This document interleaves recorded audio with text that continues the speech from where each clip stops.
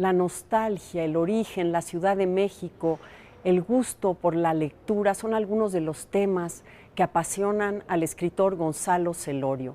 Ensayista y narrador, ha cosechado numerosos premios. Él escribe ensayo y en sus palabras dice que piensa con el corazón o siente con la cabeza. Del ensayo pasó a la novela cuando intentaba hacer una crónica sobre la Ciudad de México en los años 60, Amor propio. En los últimos años ha escrito 2 novelas fascinantes sobre el origen de su familia, la Cuba de su madre y Asturias del lado de su padre, siempre la Ciudad de México en el origen. Miembro de la Academia Mexicana de la Lengua, de su correspondiente en España y en Cuba, profesor, catedrático de la UNAM, nos ha mostrado que la novela actualmente es ese género totalizador que engloba tanto la memoria como el documento, como la ficción. Vamos a conversar hoy en este antiguo colegio de San Ildefonso con Gonzalo Celorio. Acompáñenos.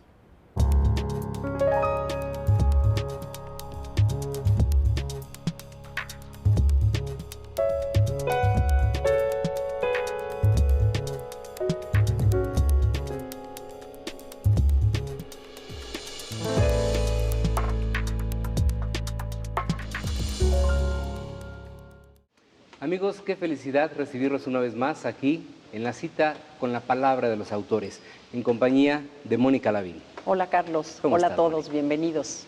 Y el día de hoy con una presencia extraordinaria, Gonzalo Celorio. Gracias, Gonzalo, por estar con nosotros. Al contrario, muchas gracias por Bienvenido, invitarme. Gonzalo. Un Gracias, gusto. Mónica, gracias, Carlos. Gonzalo, como no tenemos mucho tiempo, vamos a empezar de lleno. La novela. Has declarado que la novela, ya sabemos todos, que es un campo libre, pero ya no se puede hablar ahora de una novela pura, sino también es crónica, es saga, es poesía, es periodismo, y con tu más reciente novela, El metal y la escoria, creo que lo demuestras a cabalidad. ¿Qué camino está siguiendo la novela, Gonzalo? Porque ya estamos como muy entusiasmados. Lo que sucede es que yo creo que la novela nunca ha sido pura. Y cuando ha sido pura ha sido el peor momento de la expresión novelística, cuando en el siglo XVIII se le redujo a ciertas normas preceptivas y se volvió un género de tan puro anoréxico.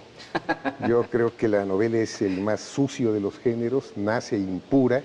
Si nosotros vemos la obra cumbre de la literatura española, que es El Quijote, pues advertimos que es una novela que sobre todo empieza por hacer exclamar a sus lectores, caray, pero esto no es una novela, es una novela que tiene otras novelas subsumidas. En fin, yo creo que la novela es un género muy dúctil, es un género muy abierto, y en ese sentido creo que es más novela en la medida en que más impuro sea. Es más impuro.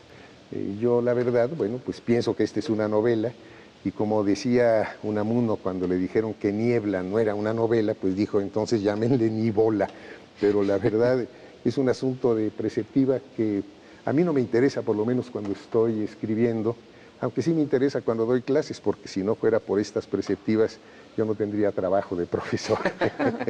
La pregunta de Carlos Pascual viene muy a tono, muy a cuento, porque este duelo entre la memoria y el olvido, que es El metal y la escoria, así como Tres lindas cubanas, tus 2 novelas recientes, tu trabajo sobre el origen, son muy interesantes en la medida que estás trabajando con tu memoria personal, estás haciendo esto que a lo mejor ahora se ha llamado autoficción.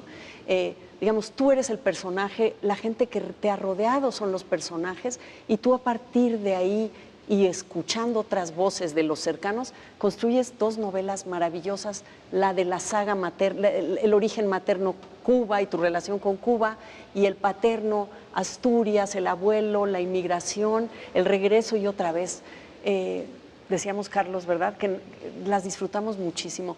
Entonces creo que viene esta libertad de la que hablas, la estamos viviendo como lectores, ¿no? Pues a mí me alegra, en primer lugar, que les haya gustado la novela, que es lo que uno quiere como escritor, pero también lo que uno quiere como escritor es entender una serie de facetas de la personalidad propia, histórica e individual, que no entendería si no es a través de la escritura. Yo creo que la novela es también un mecanismo indagatorio, es un mecanismo de investigación, de clarificación.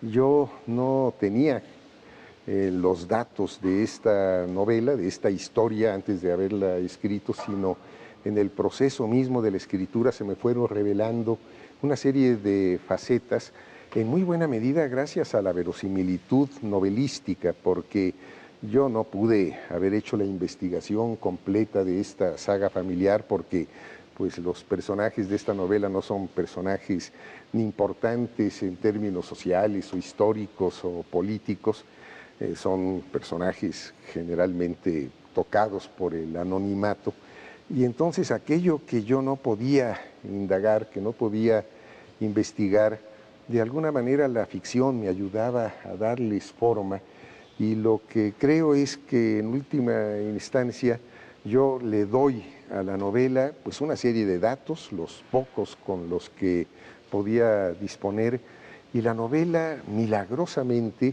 me los transforma en un discurso narrativo y me cuenta a mí, su escritor, la historia de la familia que yo desconocía antes de empezar a escribir. Lo cual me parece interesantísimo. Tú mismo lo revelas en el proceso. El proceso de escritura muchas veces también es tema de las novelas, ¿no? Sí. La memoria, el olvido, se platica de ello, de la zozobra incluso. Y está utilizando aquí Gonzalo la palabra clave, personajes. Me parece que de repente encontramos novelas muy bien escritas, muy intelectuales, muy bien estructuradas, pero esa carnita, como se dice, de la gran novela, es decir, un gran personaje, bueno, de repente conocer a Emeterio Celorio, desde la despedida de sus padres, el barco, sí creas grandes personajes, tanto por las historias que te hayan podido contar tus ancestros, como por lo que investigaste, como por lo que te contaron los hados, pero sí creas personajes realmente muy, muy, muy entrañables. Sí, hay personajes que me entusiasman mucho, están tocados por la ficción, por eso yo creo que sí es una novela, independientemente de la importancia que tenga o no el género, porque hay muchos elementos ficcionales que colaboran a definir a los personajes, pero hay personajes que a través del lenguaje literario se me van revelando, y algunos que van evolucionando y que me parecen fascinantes, como puede ser la tía Luisa, por ejemplo, Claro. que es esta mujer francófona de educación absolutamente francesa y sofisticada, que acaba fundando la Alianza Francesa en la comarca lagunera, en el desierto de Torreón. Y con esta historia muy particular de ser hija, o sea, hermana de tu padre, ¿no? Y dada en adopción Así es. a una pareja que no podía Tener hijos, tener así hijos, que le cambia también el destino. Claro, porque pues era una tipo... pareja afrancesada de la época de don Porfirio, y la educaron en ese ámbito francés que finalmente le dio como para ganarse la vida al final de los años. Tenemos que hacer una pausa, Gonzalo. Vamos a regresar con Gonzalo Celorio y su última y extraordinaria novela.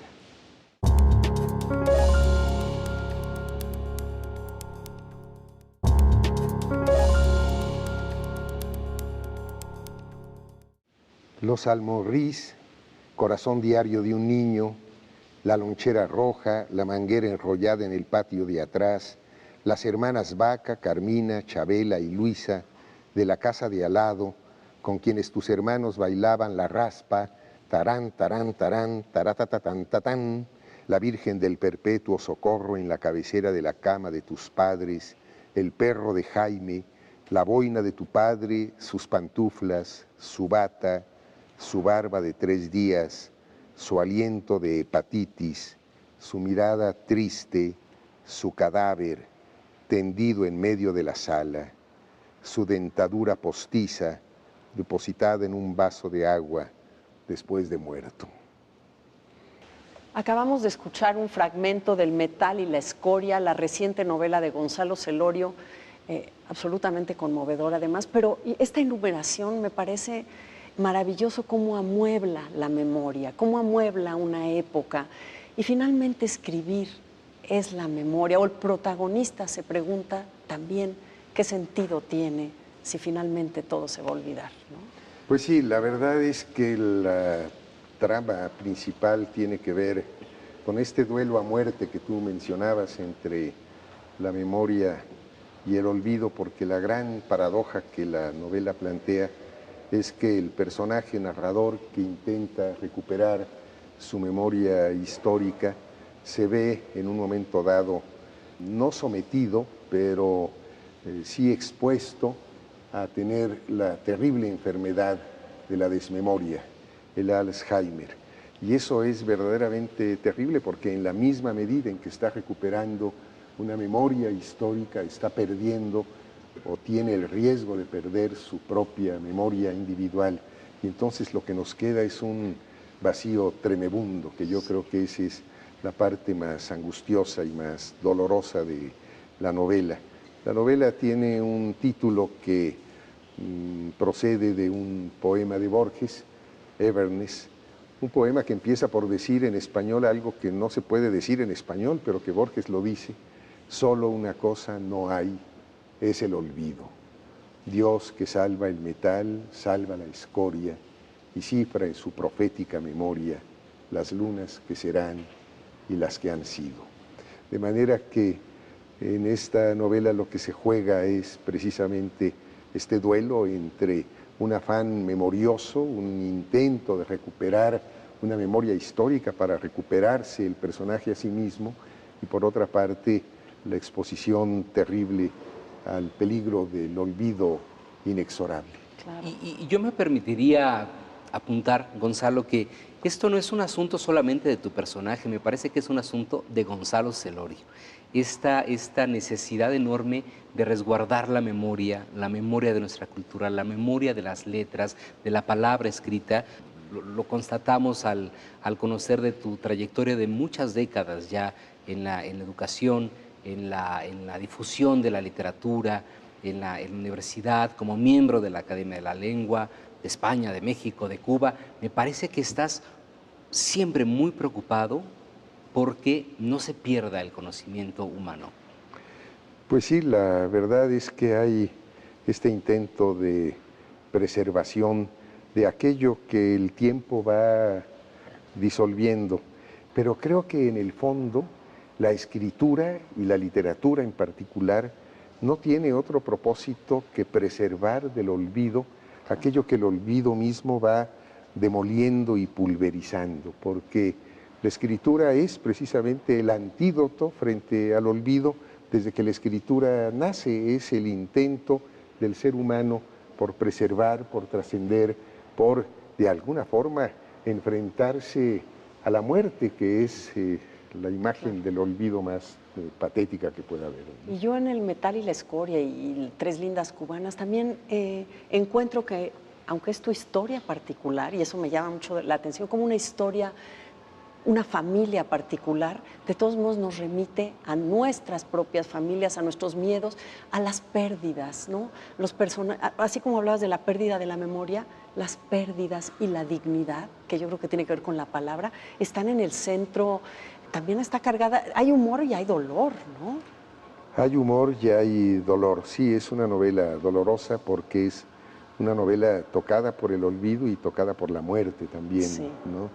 Creo que el humor siempre tiene una condición paródica, siempre hay algún referente sobre el cual el humor se despliega, y aquí hay muchas referencias literarias, algunas explícitas, otras implícitas, que subyacen en el texto, y hay también una especie de actitud recreativa. Recuerdo que hay un capítulo en donde el personaje hace la ruta de Santiago hasta Santiago de Compostela, y en alguna estación de esta ruta, en alguna estrella de esta Vía Láctea, se encuentra nada menos que con la regenta, Sí, en la sí. Catedral de Oviedo. Y claro, lo que dice el narrador omnisciente, que le habla de tú al personaje narrador en primera persona, pues le dice: es que tú te acuerdas mucho más de lo que has leído que de lo que has vivido, de forma tal que la recuperación de la memoria no es nada más con relación a la vida, sino también con relación a la cultura, y creo que Claro. en esta novela está. Y de ahí quizás el posible sentido del humor que la Claro. novela tenga. Y luego la relación, como tú mencionabas, el camino a Santiago, también con los espacios cómo están ligados a la memoria y cómo están ligados a ti. Incluso recuerdo que también tu protagonista llega buscando en Celorio, algún Celorio, y de todos modos se encuentra con una bisabuela olvido. Vamos a un corte y vamos a seguir platicando con Gonzalo Celorio. Acompáñanos.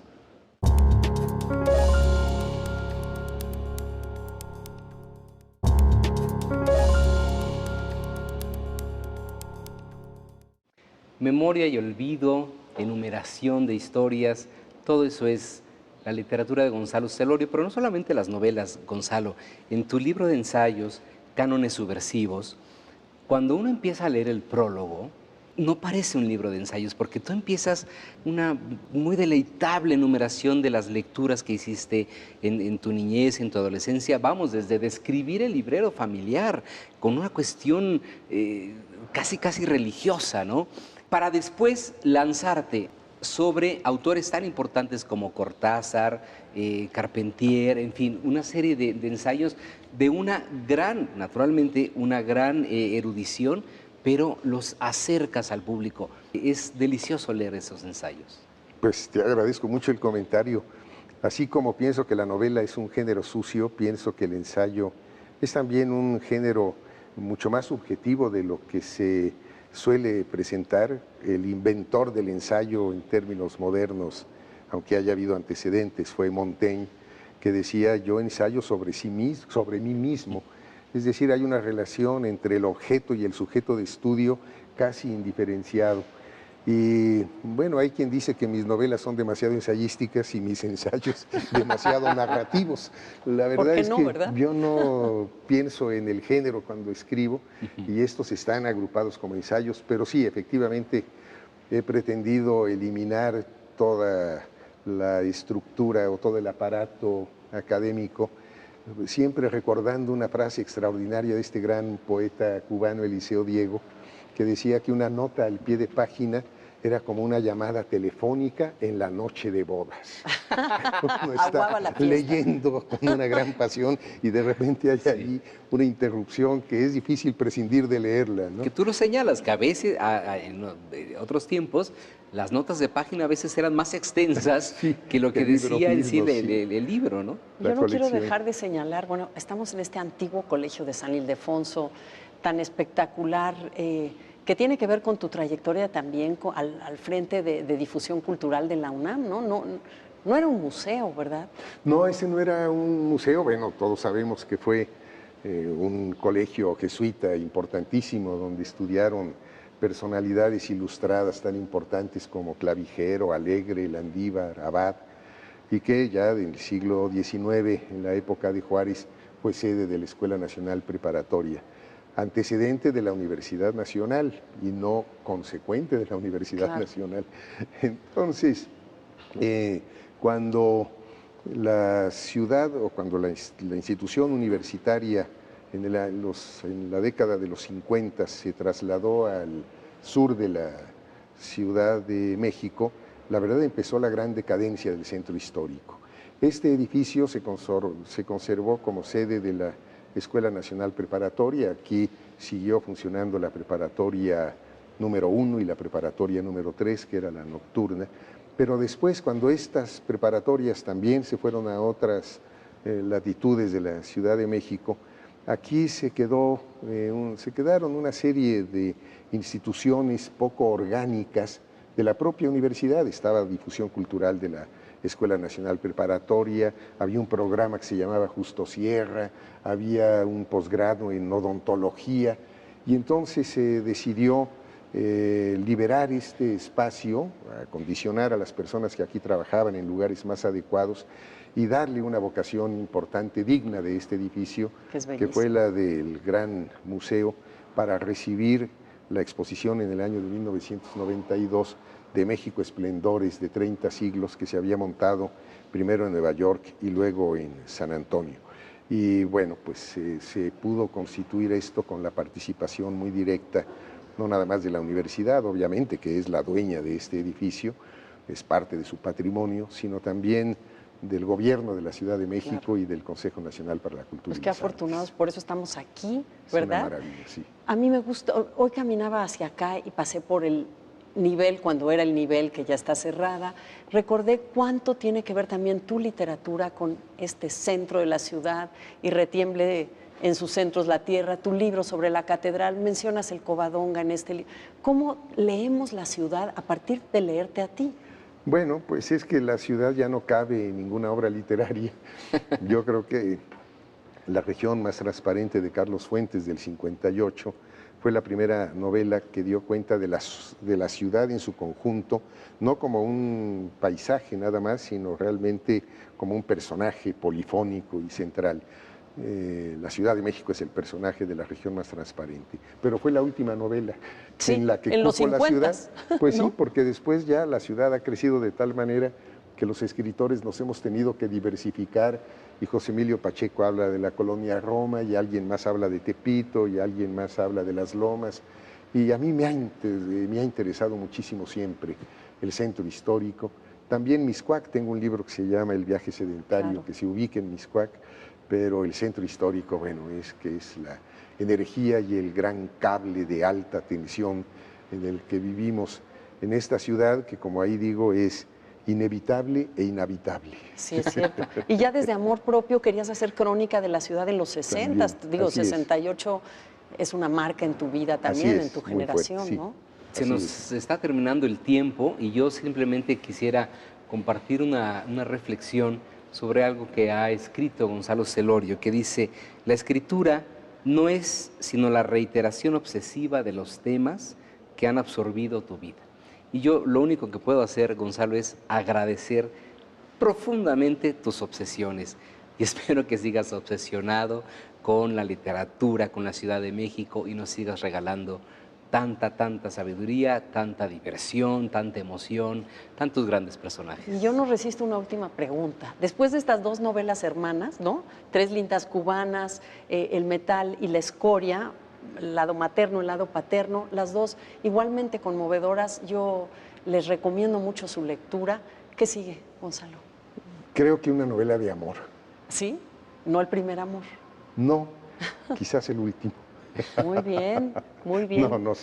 No sé. Pues estaremos ansiosos. Muy bien. Muchas muy bien. felicidades, muchas gracias por estar aquí, Gonzalo. Al contrario, muchas gracias a ustedes por Gracias, su lectura, por su atención, por su amabilidad, y gracias a quienes nos van a ver por Claro que este sí, milagro de la claro televisión. que sí.